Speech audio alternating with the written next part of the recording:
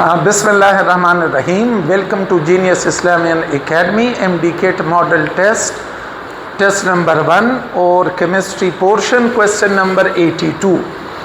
1 mole of which of the following substance contains Avogadro number of molecules? तो Avogadro number of molecules molecular substance के अंदर होंगे। 1 मोल के अंदर Avogadro number of molecule her substance के नहीं होते, ये मॉलिक्यूलर सब्सटेंस के होते हैं। मॉलिक्यूलर सब्सटेंसेस कौन कौन से हैं? नॉन मेटल्स हैं और कोवेलेंट कंपाउंड है। तो ये देखो, ये एक आयनिक कंपाउंड, टेबल साल्ट भी एक आयनिक कंपाउंड, शुगर एक covalent compound. Option B is correct. इसमें Avogadro number of formula unit होंगे, इसमें भी Avogadro number of formula units होंगे।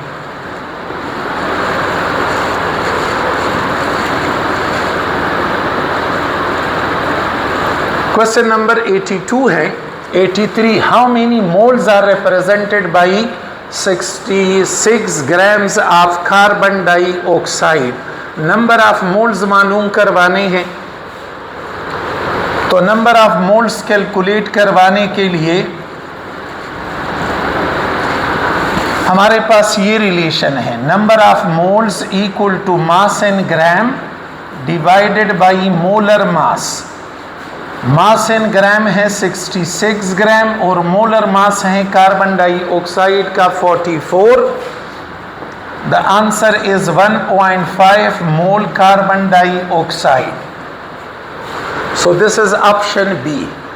Next question है,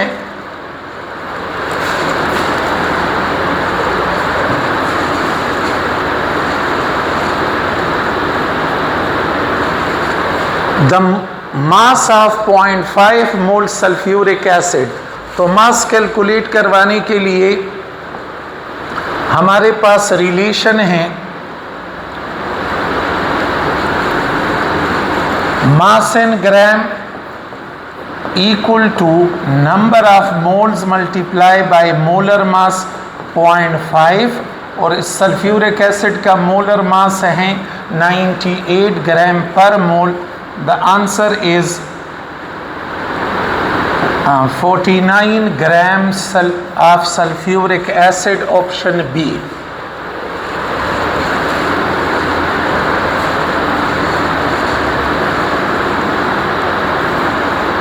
नेक्स्ट क्वेश्चन है, the number of molecules in 18 gram water.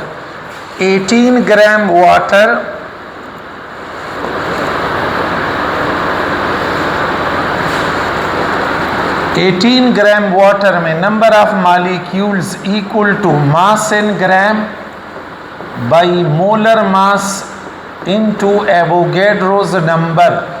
तो 18 ग्राम मास है और वाटर का मोलर मास भी 18 ग्राम पर मोल है। तो 18 के साथ कैंसिल हो जाएगा, यूं 18/18 इनटू एवोगैड्रोज नंबर, ये और ये कैंसिल। क्या बाकी बचेगा? Avogadro number of molecules, option B.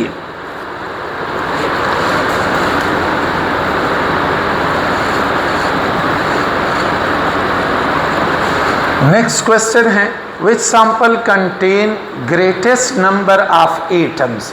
Number of atoms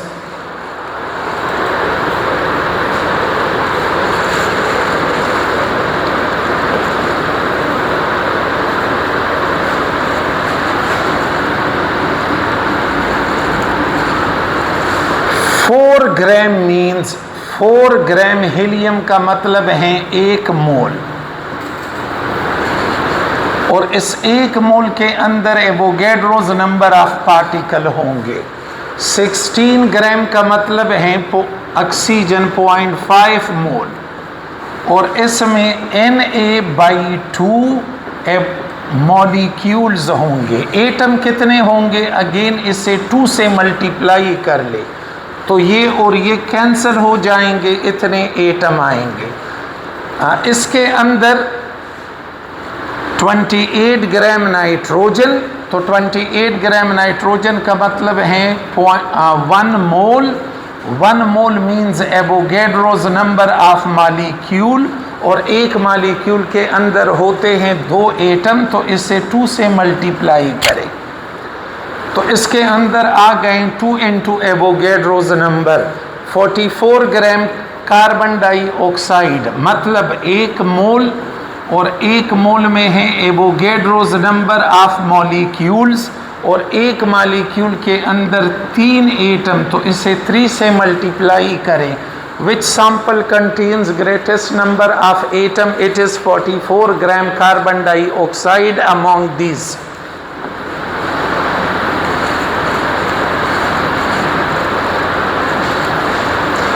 The number of oxygen atoms in 0.5 moles of O2, तो 0.5 moles O2 का मतलब है half of the Avogadro's number molecules of O2। अब एक मॉलिक्यूल के अंदर 2 एटम, तो अगर हम इसे 2 से मल्टीप्लाई करेंगे we will get total atoms, यानी Avogadro's number of atoms which is this C। Next question है which one contains maximum percentage of nitrogen? इस तरह का क्वेश्चन किया जाता है percentage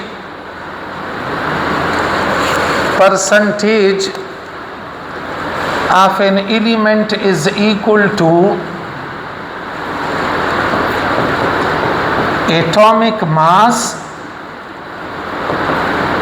multiply by number of atoms of this element divided by molar mass of the compound into 100, that will give us percentage of an element। पर इस फार्मूले से करोगे तो ये तो काफ़ी time consuming, therefore you have to use your head। ऐसे करोगे, देखिए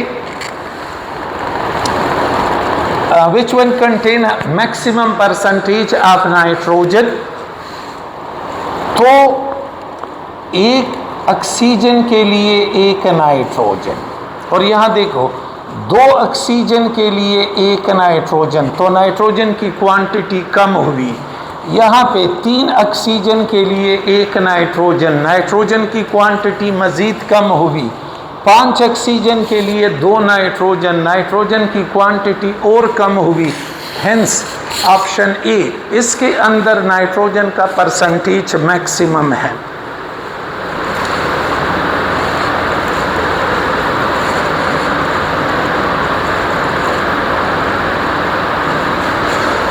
How many moles of carbon are present in 0.5 grams of glucose? 0.5 moles of glucose, तो ग्लूकोज के 1 मोल में, 1 मोल ग्लूकोज के अंदर 6 मोल कार्बन के होते हैं, तो 0.5 मोल ग्लूकोज के अंदर ये हाफ हुआ तो ये भी हाफ हो जाएगा, 3 मोल कार्बन होंगे। Option C. Next question is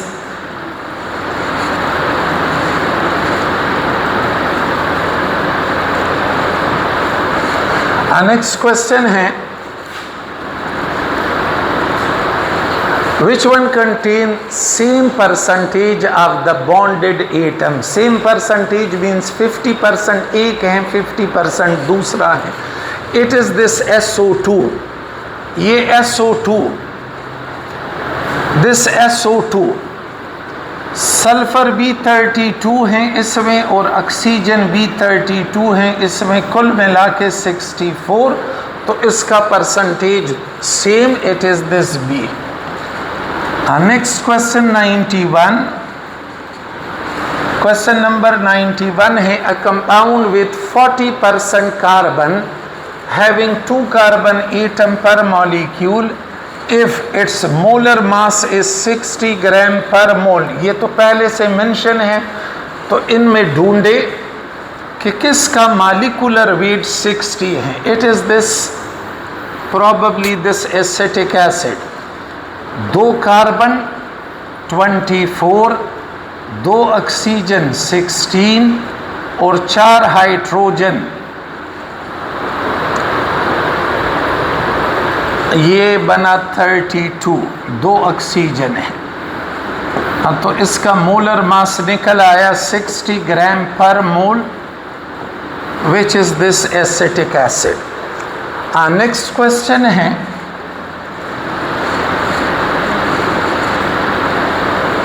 for the reaction nitrogen hydrogen give 2 NH3।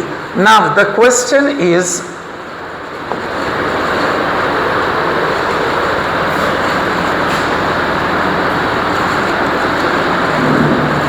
Moles nitrogen, इसकी क्वांटिटी गिवन है 2 मोल और इसकी क्वांटिटी भी गिवन है 3 मोल। तो जब भी हमें किसी क्वेश्चन में एक से ज़्यादा रिएक्टेंट की क्वांटिटी दी जाए, क्वेश्चन में लिमिटिंग रिएक्टेंट का जिक्र हो या ना हो, हमने पहले लिमिटिंग रिएक्टेंट मालूम करवाना है। इस क्वेश्चन में नाइट्रोजन और हाइड्रोजन दोनों गिवन हैं, तो हम लिमिटिंग रिएक्टेंट मालूम करेंगे पहले और उसके बाद अमोनिया के मोल कैलकुलेट करेंगे। 3 मोल हाइड्रोजन के लिए ये 1 मोल रिक्वायर है, मींस ये लिमिटिंग रिएक्टेंट हुआ और ये एक्सेस रिएक्टेंट है। इसके 2 मोल हैं तो 1 मोल रिएक्शन में हिस्सा लेगा, 1 मोल अनरिएक्टेड रहेगा, जबकि इसके तीनों के तीनों ख़त्म होंगे। अब प्रोडक्ट की क्वांटिटी हमेशा लिमिटिंग रिएक्टेंट से ही मालूम करवानी होगी। तो 3 मोल हाइड्रोजन जब नाइट्रोजन के साथ मिल जाएं, ये 2 मोल अमोनिया के देगा। The answer is 2 mole, option B.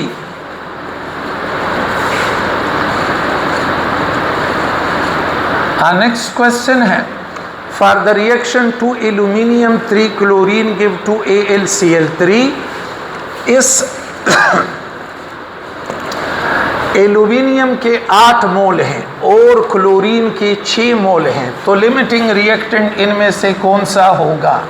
तो पहले लिमिटिंग रिएक्टेंट मालूम करवाते हैं। देखो, 3 क्लोरीन के लिए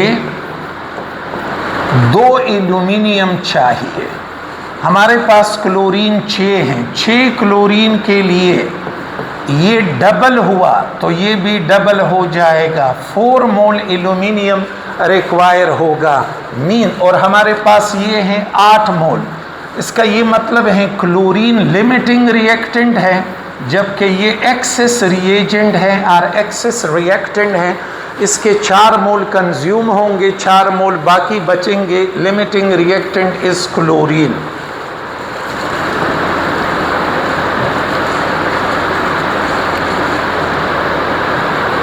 Next question is, during decomposition of 10 gram lime, this is the reaction, actual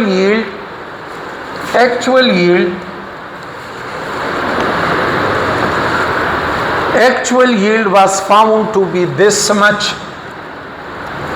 ये actual yield है।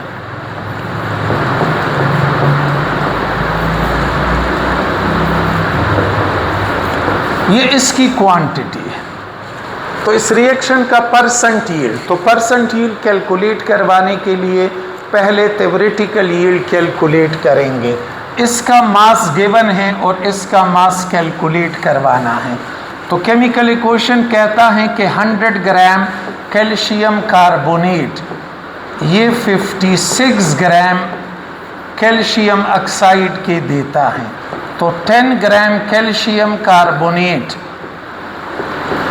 ये 5.6 ग्राम कैल्शियम ऑक्साइड के देगा। ये इसका थ्योरेटिकल यील्ड हुआ। Theoretical yield of the product is 5.6। तो परसेंट यील्ड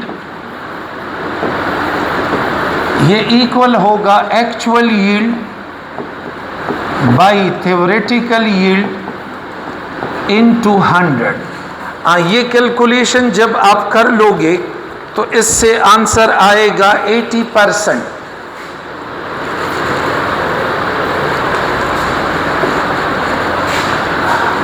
क्वेश्चन नंबर 95 है। 11 gram of carbon dioxide, 11 gram carbon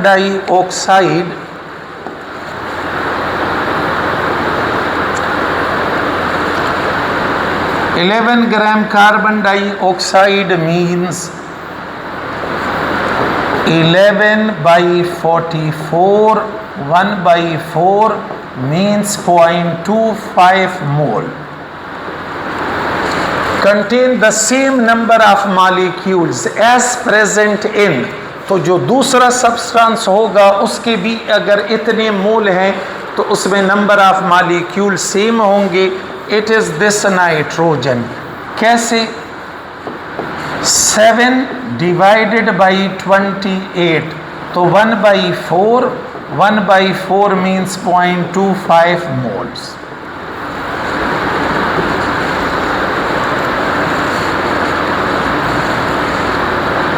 Next question is 96.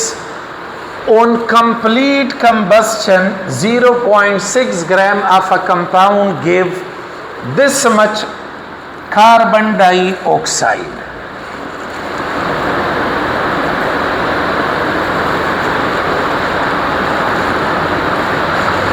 The mass percentage of carbon in the compound. Okay.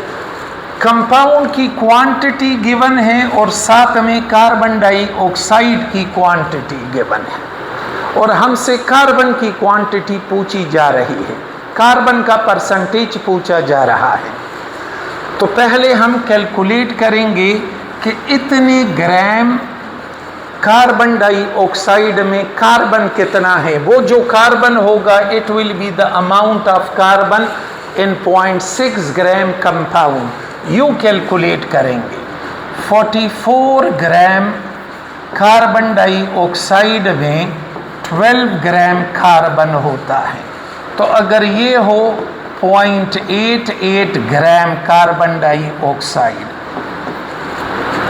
इसके अंदर carbon की quantity, ज़रा इस point को एक लम्हे के लिए इग्नोर करें। सपोज करें पॉइंट नहीं है तो ये डबल हुआ तो साथ में ये भी डबल होगा 24। अब चूंकि 2 डिजिट के बाद पॉइंट है तो यहाँ भी 2 डिजिट के बाद लिखे तो इतने ग्राम कार्बन होगा।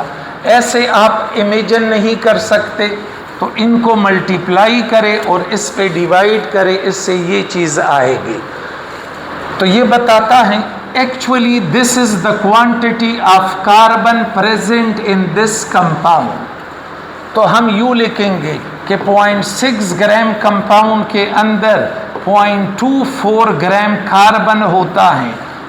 तो 100 ग्राम में कितना होगा? x multiply divide 0.24 into 100 divided by 0.6। Point हटा, यहाँ पे पॉइंट आया और इससे आ गया 0.4, मल्टीप्लाई करोगे तो 40% carbon.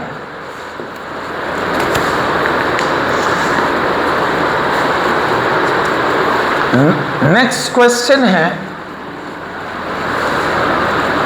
Question number 96। The number of atoms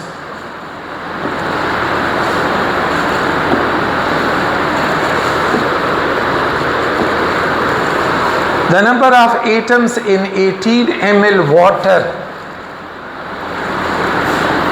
water के 18 ml का मतलब है 18 ग्राम वाटर, और 18 ग्राम वाटर ये इक्वल होता है 1 मोल के, और 1 मोल में होते हैं Avogadro's number of molecules.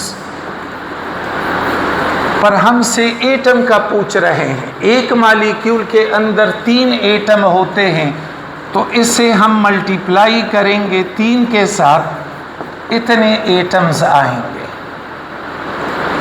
Multiply this with 3, तो 3 into Avogadro's number.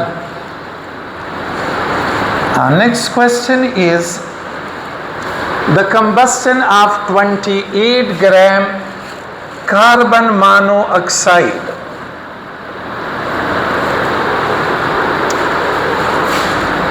will produce how many grams of, इसकी क्वांटिटी गिवन है और इसकी क्वांटिटी मालूम करवानी है, और ये हमें बताता है कि 56 ग्राम मतलब 2 मोल से इसके 2 मोल यानी 88 ग्राम बनते हैं। तो ये क्वांटिटी हाफ हो गई, तो ये भी हाफ हो जाएगा, 44 ग्राम CO2। Option C. Our next question is the number of atoms present in 60 AMU of carbon। देखो, कार्बन के जो 12 AMU हैं, मास इन AMU, मास इन ग्राम नहीं, AMU, ये एक कार्बन एटम के इक्वल होता है। तो 60 AMU ये 5 कार्बन एटम के इक्वल होगा। Option A.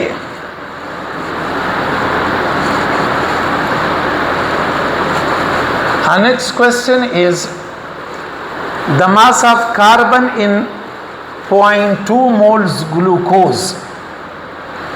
Glucose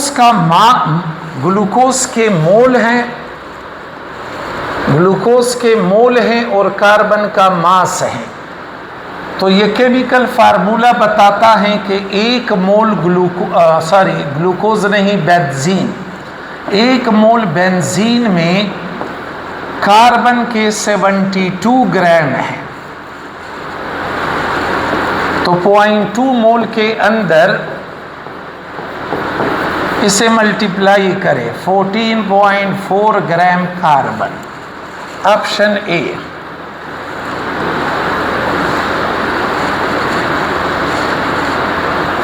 Our next question is the mass of carbonic acid produced by reacting 54 gram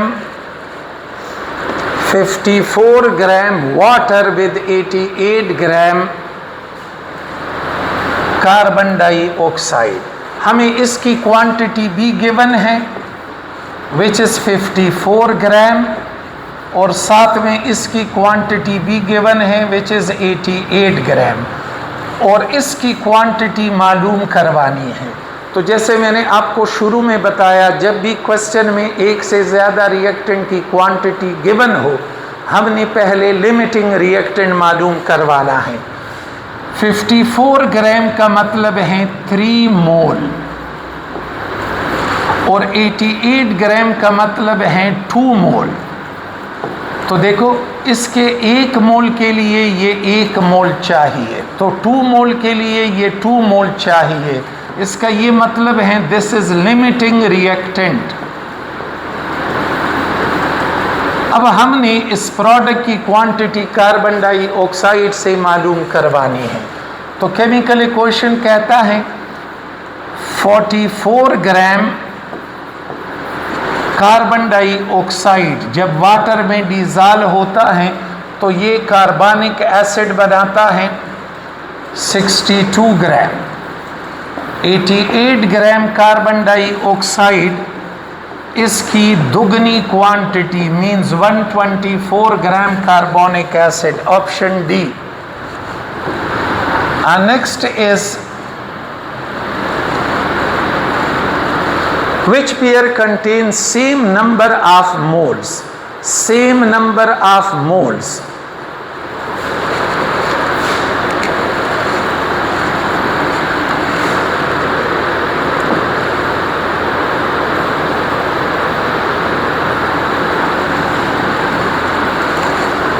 44 gram 4.4 gram means 0.1 mole 0.1 mole carbon dioxide और 2.8 ग्राम नाइट्रोजन का मतलब भी 0.1 मोल ही होता है। इसके अंदर नंबर ऑफ मोल सेम है, ये नहीं है। क्यों नहीं है? क्योंकि ये एक गैस है, ये दूसरा लिक्विड है और इन औरों के मोल सेम नहीं है। सो it is option A. Question number 103, 60 gram of a substance are equal to 5 mole. The substance is, कहीं पे भी किसी सब्सटेंस को पहचानना हो तो उसे हम पहचानेंगे उसके मोलर मास से। यहाँ पे भी number of moles equal to mass in gram by molar mass implies that molar mass equal to mass in gram divided by number of moles. तो 60 by 5 12 ग्राम पर मोल। ये molar mass है जो carbon का है। इनमें से carbon कौन? Diamond.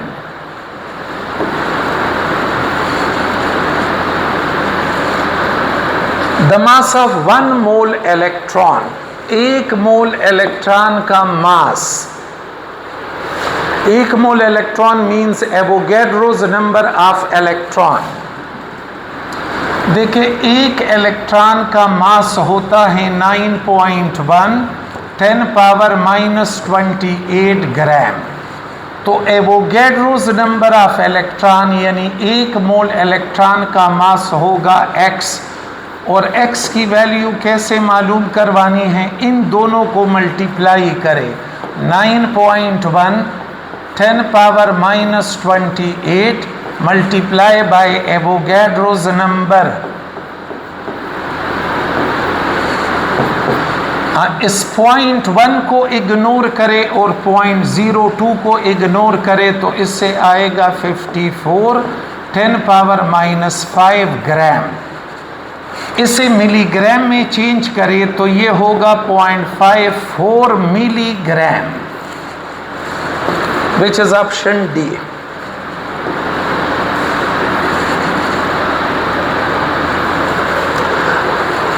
The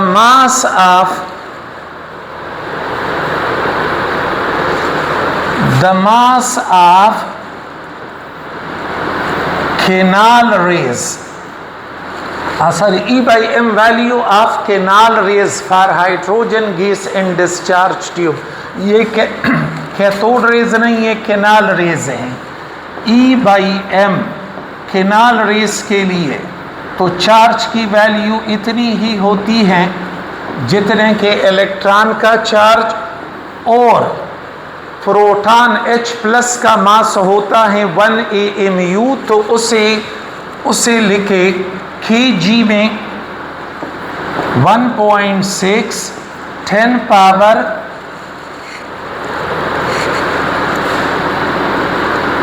-27 kg। ये और ये कैंसल, 1 बाकी बचा, इसे ऊपर लेके जाएं तो ये बन जाएगा 10 power 8 coulomb per kg, which is this option A. तो इस क्वेश्चन में ये गलती थी कि कैथोड रेस नहीं है, this is canal race.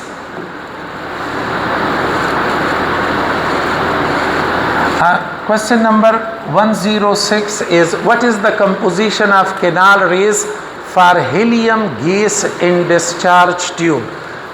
Canal rays जो होते हैं, these are gaseous cations. Canal rays are gaseous cation. Helium है तो हीलियम का केटाइन बना ले, इससे 2 इलेक्ट्रॉन निकाल दे, ये हीलियम का न्यूक्लियस बना, और हीलियम के न्यूक्लियस को हम कहते हैं alpha particle.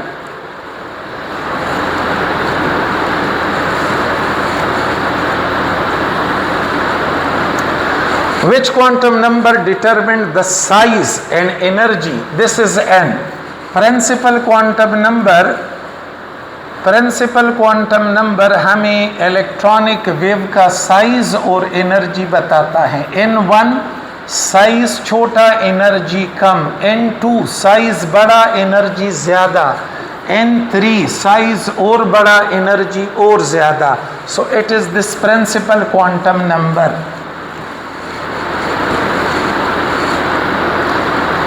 Which electronic transition involve absorption from of UV photon in hydrogen atom? UV photon, इसका मतलब है हाइड्रोजन एटम के लिए ये लाइमन सीरीज है, क्योंकि लाइमन सीरीज UV रीजन के अंदर होता है. तो इस सूरत में इलेक्ट्रॉन पहले शेल से किसी भी हायर शेल में जाएगा. तो this one B.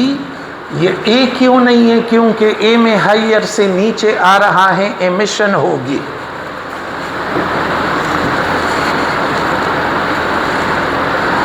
Next question है, what is wavelength of photon with frequency equal to 3 into 10 power 16 hertz? We know that C is equal to nu lambda and lambda is equal to C by nu. C की value है 3 into 10 power 8 metres पर second और frequency है 3 into 10 power 16. ये cancel होगा, ये ऊपर चला जाएगा 1 into 10 power -8 metres. Question number 110. What is the value of azimuthal quantum number for 13th electron of aluminium? जब हम एल्यूमिनियम के लिए जिसका एटॉमिक नंबर 13 है इलेक्ट्रॉनिक कन्फिगुरेशन लिखेंगे तो वो U आएगा.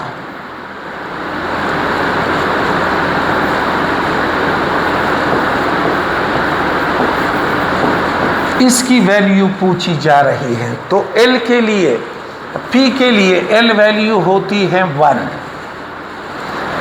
Next question number 111. Which one is the unit of wave number? Nanometre inverse. Wave number कहते हैं 1 बाई लैम्डा को, तो 1 बाई लैम्डा का यूनिट होगा nanometre inverse. Which one is more energetic? X-rays.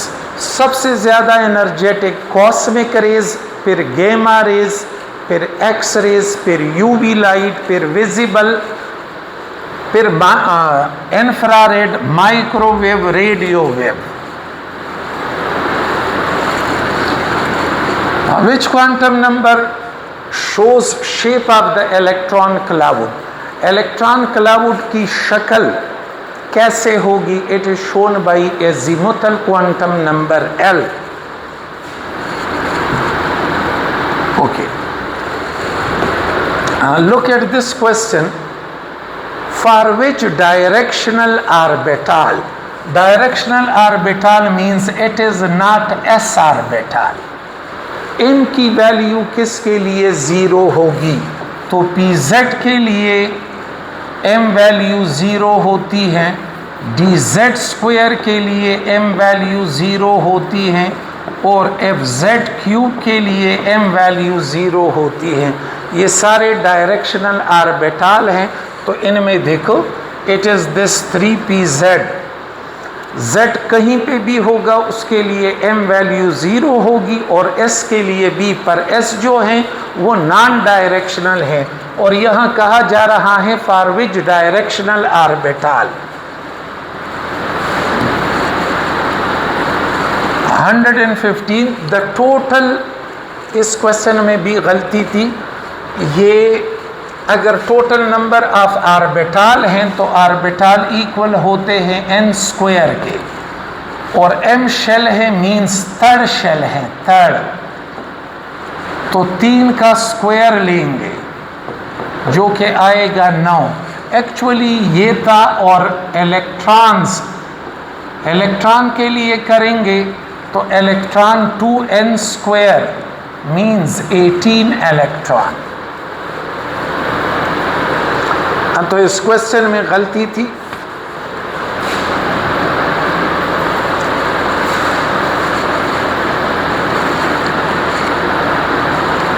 Which quantum number is different for degenerate orbitals? देखो, consider 2p, consider 2p, तो 2p के 3 ऑर्बिटल 2px, 2py, 2pz, और इसके लिए n value 2, 2, 2, l value 1, 1, 1, m value px के लिए +1, py के लिए -1 और pz के लिए 0। तो तीनों क्वांटम नंबर में से जो क्वांटम नंबर डिफरेंट है वो है मैग्नेटिक क्वांटम नंबर।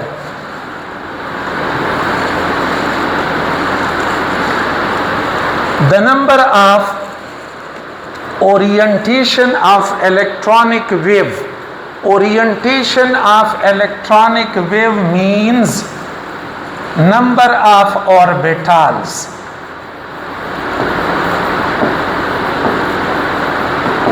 और नंबर ऑफ ऑर्बिटल्स इक्वल होते हैं 2l + 1 के। Option A. Question number 118, which one does not contain p orbital? p orbital k shell में नहीं होता, बाकी हर एक में होता है। सो k के अंदर p नहीं है, बाकी सब में है।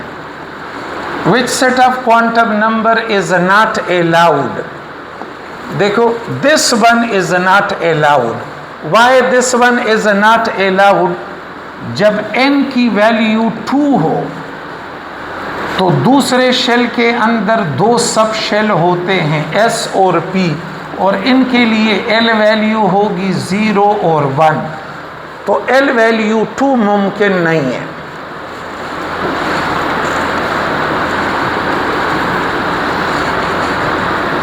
Which one is isoelectronic to alpha particle?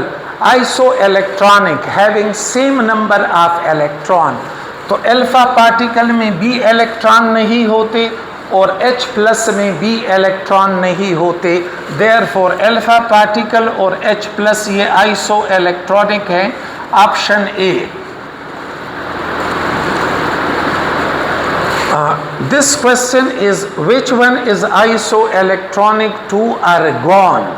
Argon के अंदर 18 इलेक्ट्रॉन है और Ca+2 में भी इसमें 20 इलेक्ट्रॉन्स होते हैं, लेकिन 2 इलेक्ट्रॉन इसने लॉस किए हैं, 18 इलेक्ट्रॉन है। सो ये दोनों iso electronic.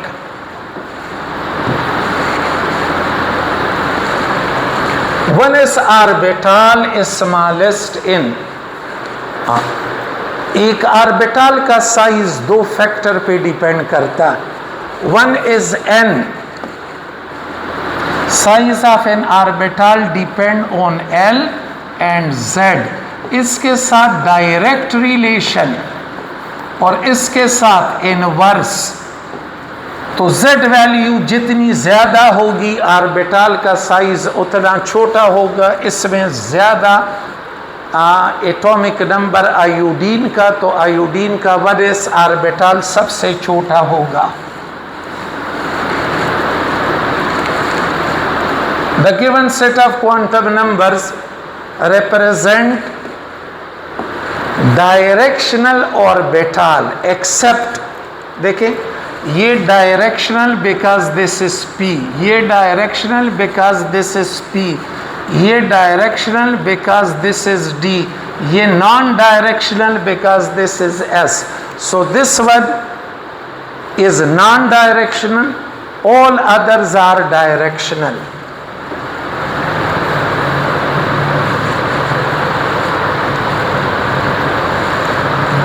Which pair of orbital is non-directional? S की बात हो रही है। देखो ये 3s और 2s ये दोनों नॉन डायरेक्शनल है। क्वेश्चन नंबर 125 है, Which one has an unpaired electron? एक unpaired electron किस में है? कॉपर में. 1s2, 2s2, 2p6, 3s2, 3p6, 4s1, 3d10. Copper का atomic number 29. Pair pair paired paired pair, ये भी पेयर्ड और ये जो है this is unpaired. So it is the copper which has unpaired electron. Energy of an electromagnetic radiation changes by a unit. Electromagnetic radiation की energy एकदम से किसी भी वैल्यू से चेंज नहीं हो सकती. उसमें जो चेंज आता है वो क्वांटाइज होता है. कितना चेंज आता है? It is equal to this h. Electromagnetic radiation की एनर्जी इस यूनिट से चेंज होती है. Joule second. और